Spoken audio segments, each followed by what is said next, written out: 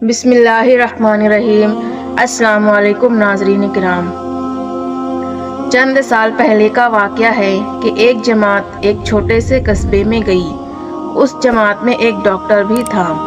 اس doctor کا نام نور محمد تھا۔ اس ڈاکٹر کا بیان ہے کہ جس مسجد میں ہم ٹھہرے ہوئے تھے اس مسجد سے باہر ادھر ادھر کافی لوگ فارغ بیٹھے ہوئے تھے۔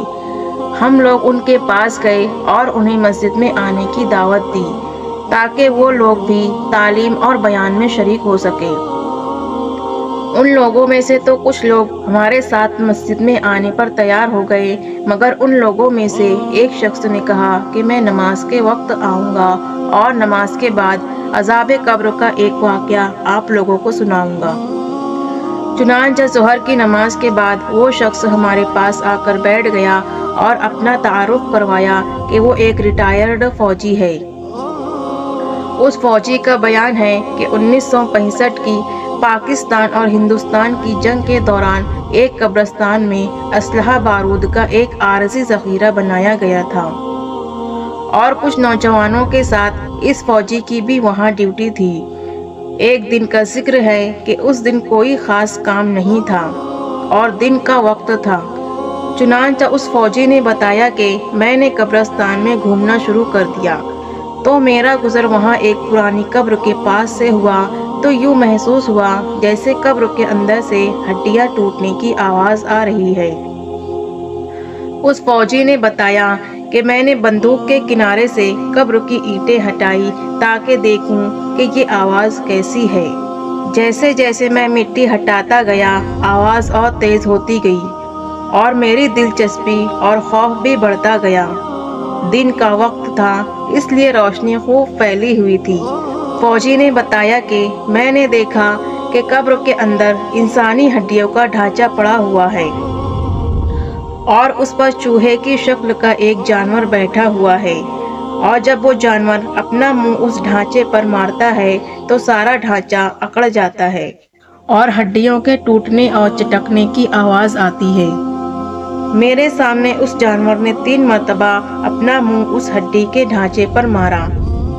مجھے یہ سب دیکھ کر بہت ترس آیا کہ یہ جانور اس کو بہت تکلیف پہنچا رہا ہے۔ چنانچہ رائفل سے میں نے جب اس جانور کو مارنے کا ارادہ کیا تو وہ مٹی میں چھپ گیا اور تھوڑی دیر کے بعد وہ جانور قبر سے نکل کر میری طرف لپکا۔ یہ دیکھ کر مجھ پر ایسی دہشت سوار ہوئی کہ میں اس جانور کو مارنا بھول گیا اور اپنی جان بچانے کے خاطر بھاگ کھڑا ہوا۔ کافی دور جانے کے بعد میں نے پیچھے مڑ کر دیکھا کہ وہ جانور میرے پیچھے تیزی سے بھاگا آ رہا تھا۔ میں نے دیکھا کہ قریب ہی ایک پانی کا گڑھا تھا۔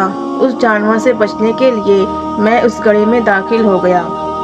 میں نے پیچھے مڑ کر دیکھا کہ وہ جانور اس گڑھے کے کنارے پر آ کر رک گیا اور تھوڑی دیر توقف کرنے یعنی رکنے کے بعد اس نے اپنا منہ پانی میں ڈال دیا تو پانی ایک دم کھولنے لگا۔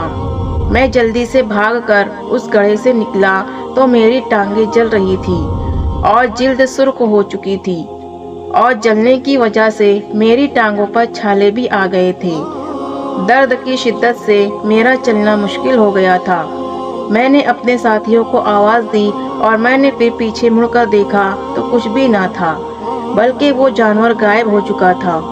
چنانچہ مجھے فوراً ایک ہاسپٹل میں داخل کروایا گیا اور پھر وہاں سے راول پنڈی کے بڑے فوجی ہاسپٹل میں منتقل کر دیا گیا۔ میری ٹانگوں کا گوشت گلنا شروع ہو گیا اور ہر وقت بدبودار پیپ اور خون رستا رہتا ہے۔ کسی علاج سے افاقہ نہیں ہوا۔ مجھے علاج کے لیے امریکہ بھجوایا گیا مگر مرض بڑھتا گیا۔ جیسے جیسے دوائی لگائی جاتی تھی گوشت جاتا رہا۔ اس وقت دونوں ٹانگوں کی صرف ہڈیاں بچ گئی ہے۔ گوشت آہستہ آہستہ گل کر الگ ہوتا جا رہا ہے اور ہر وقت مردے کی سی بدبو آتی رہتی ہے۔